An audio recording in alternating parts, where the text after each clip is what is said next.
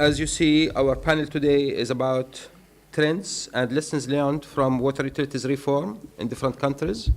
We have experts who've done work in the Middle East region, in the Arab region, and also internationally on water reform, including partnerships, including institutional capacity building, sector transformation.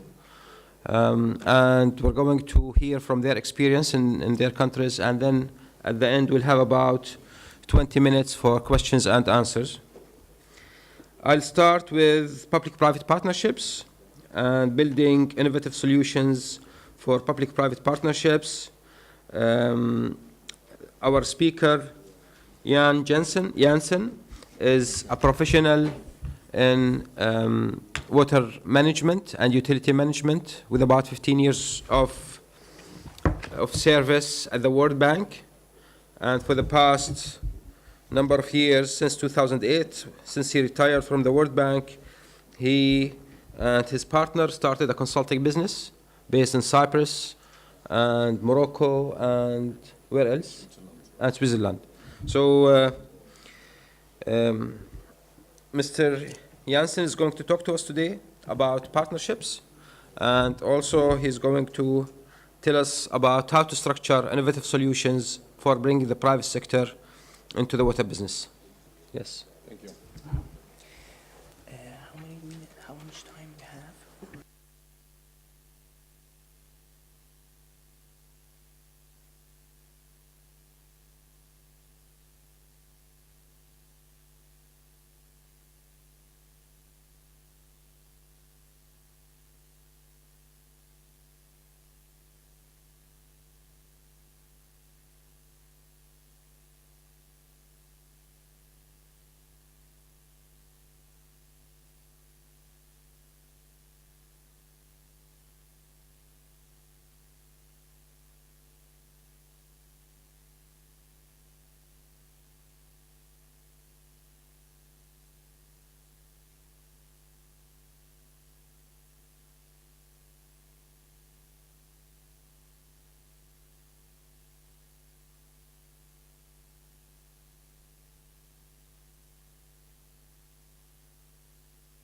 Activate also here, no?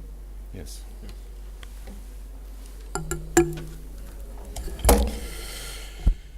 Good morning, colleagues. It is a great pleasure and honor to be here with you and share some experiences on public-private partnerships. It's an honor to be here.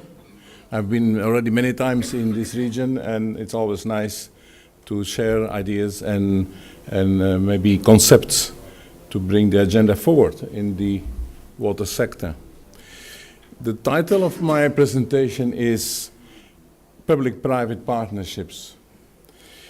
Since time is flying, I will not show all my slides. I have already hidden a few, but they will be, of course, available to you when you get the proceedings. But also I will highlight a few messages which I would like you to remember 3 months after this session. Because you see, there is a lot of myths and misconceptions in the area of public-private partnerships. So what I'd like to share with you is why, again, we speak on PPPs, the different kind of contracts, and what are the trends. It's important to realize that PPPs are back on the agenda. And it is not true that this is done by the donors or the World Bank, like some people have said yesterday. It is not the case that the World Bank is pushing this. It is an emerging trend from the client countries. And the reason that PPPs are back on stage is the realization by everybody that there is insufficient money to bridge the infrastructure gap which the water sector is facing. And there is a common realization that we have to work together. You have no choice between the public and the private sector. So the question is how to attract private sector finance in a sector which is not viable, which is not really working well, and that is a challenge. So it is not the donors who push.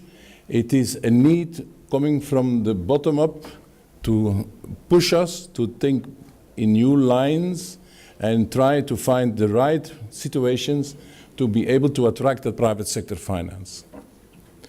So that is a main driver.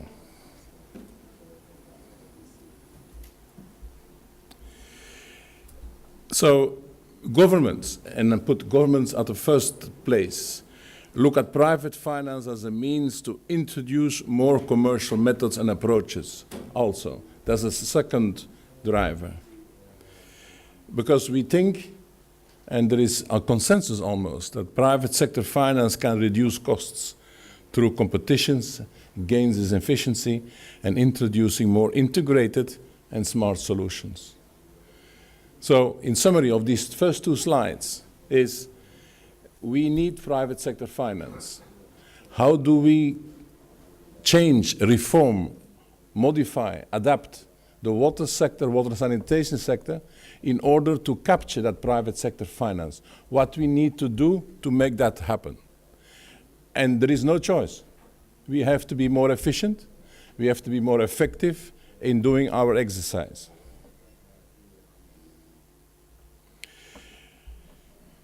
So the conclusion of this slide is the same storyline. It is to create gradually conditions to attract private lenders. Now, you can have two options, and I will also conclude with that.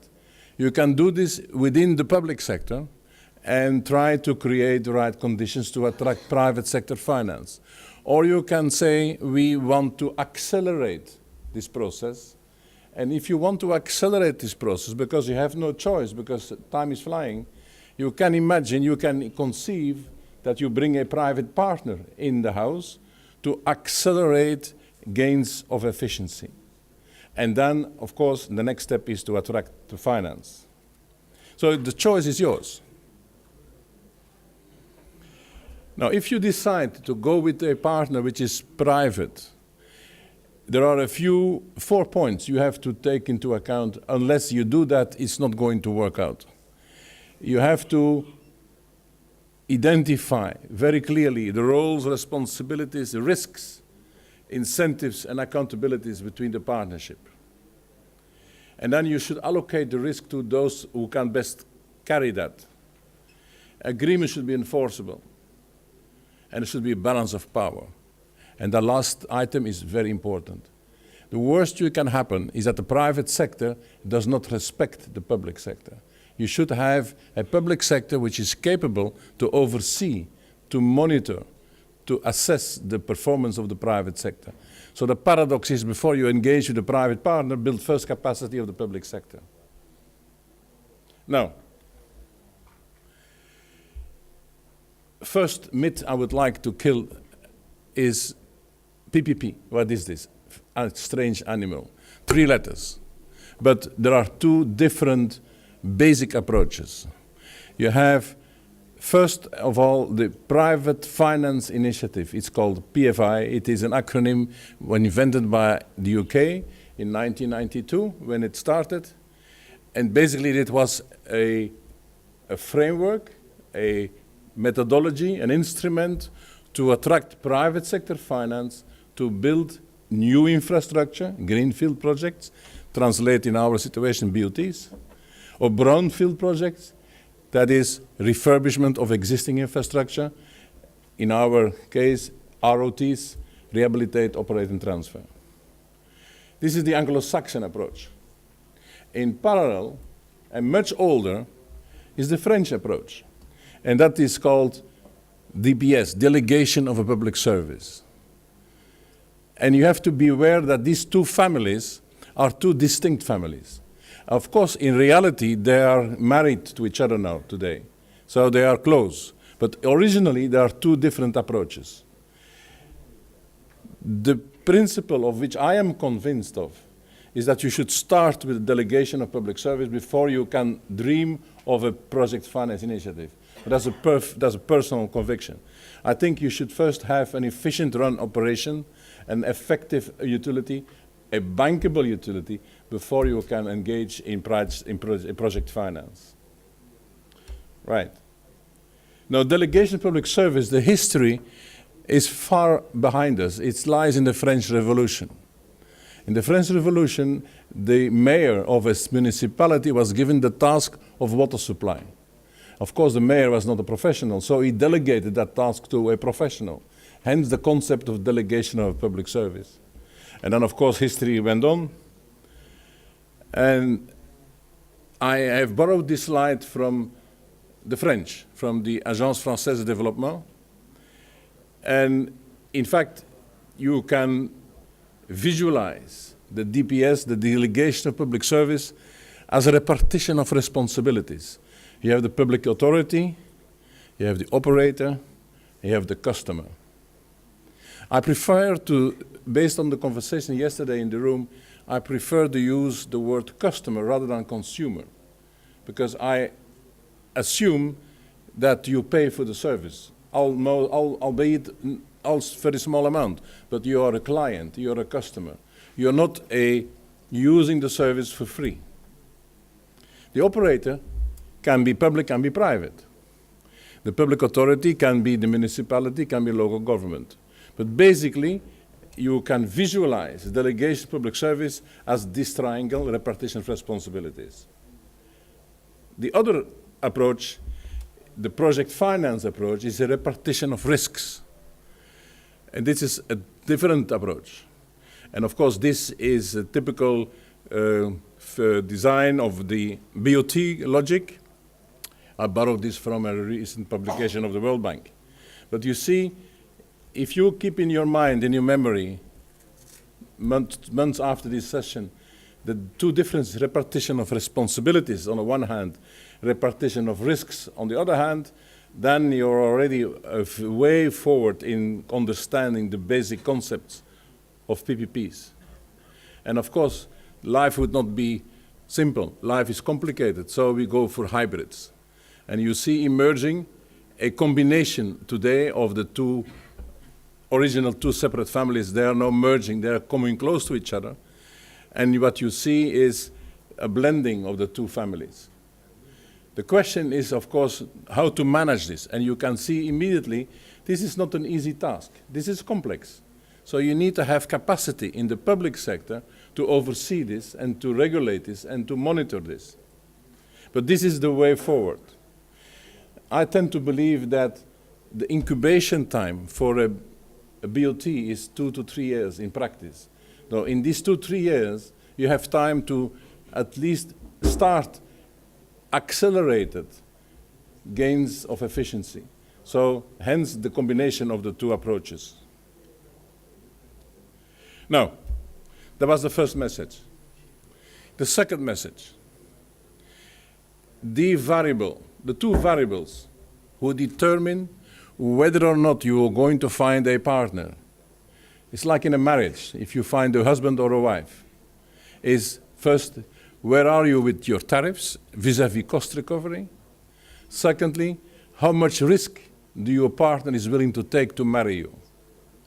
These two variables determine what kind of PPP you will be able to make for the first time in your case. If your private partner is not willing to take risk, and if you're in a tariff which is tremendously low, not even covering the running cost of your system, don't dream. The only PPP you can hope for is a managed contract. Extreme other, if your tariff is full cost recovery, that means you recover the running costs plus the fixed costs plus depreciation. And you have a situation where risk averseness is not really dominant and your private sector is willing to take risks, then you can go to concessions and you can go to BOTs and the like. If you do not follow that logic, you run into problems. Now, of course, there are instruments to push left to the right to the left, like guarantees, insurances, OBA kind of approaches, which can extend the area of application of concessions and leases, but only to an extent. And be always aware when you start to bring in guarantees and all these kind of instruments, that makes the thing even more complex and even more expensive. So don't dream, stay realistic. And be patient or accelerate your actions into gains of efficiency. I cannot underline this more sufficiently. Right. Key questions. You have done all this. So what is the first question you have to respond to is how to structure my PPP. Who is going to do what? Because ultimately, you have to bring in this private sector finance. So you have to make comfort for them, otherwise they will not come. To take equity. Second, you have to create conditions to be able to get commercial loans. And three, how do I link all this with performance? These are the three key questions you have to ask yourself and eventually ask an advisor to help you there to find realistic, affordable responses to these three questions. So that's the second message. Risk allocation. If you stay in the public sector for all, of course, the governments take all the risk. The other extreme, everything is private, the private sector, investors take all the risk. And of course, then you can move on, like moving from managed contracts to concessions, etc. So that is already a task in itself. That's number 4 point, the risk assessment, risk evaluation.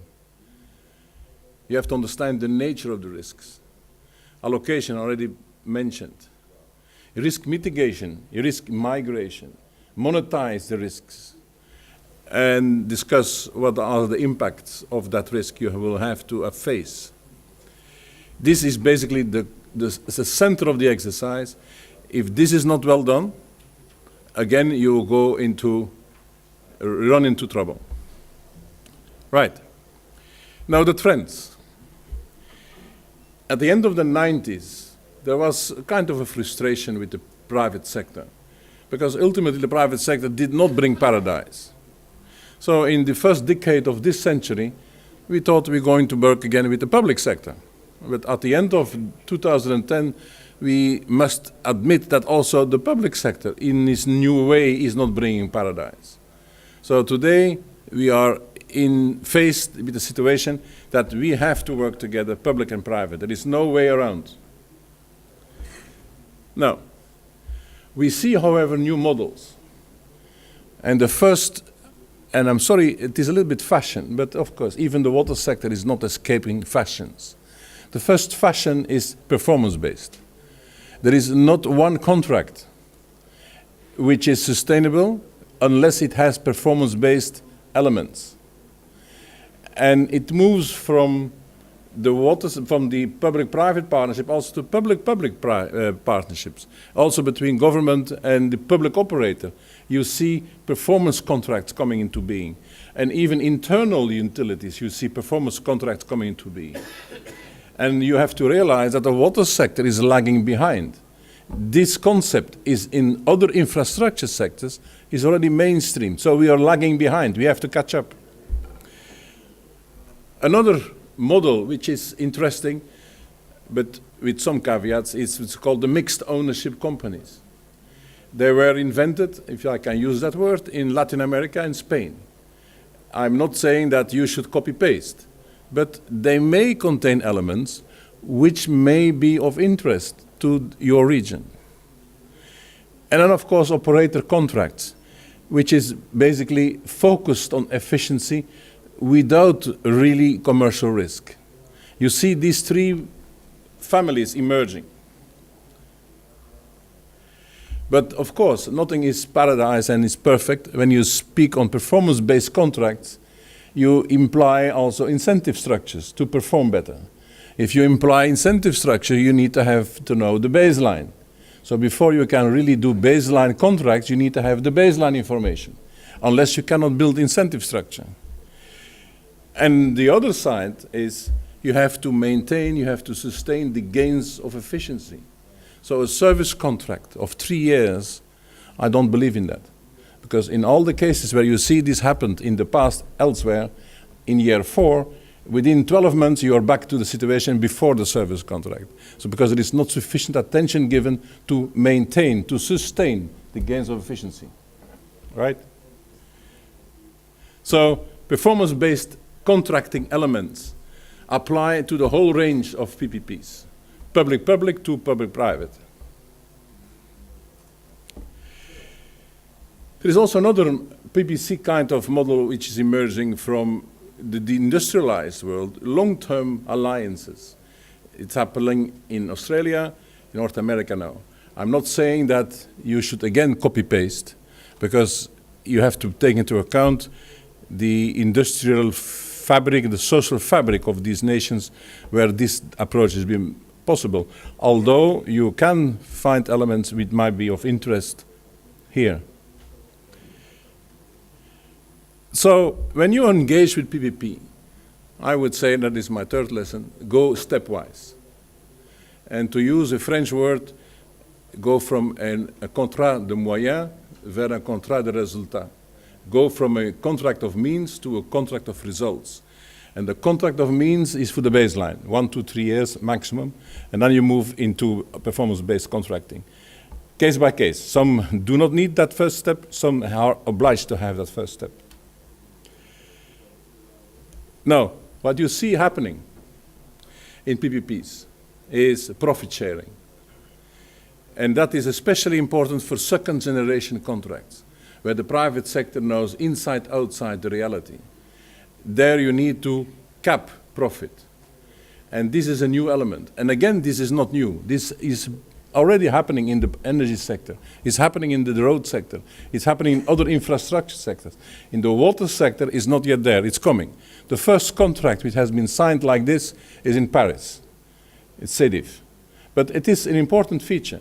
When you move in a second generation contract, that you share the profit between public and private. It makes the public-private partnership much more also acceptable politically, locally. A second point is open book operations. That is also quite innovative. The private sector is very much resisting this. But you see it is coming for two reasons. For the growing recognition that you have to have social accountability, that the consumer, in this case, civil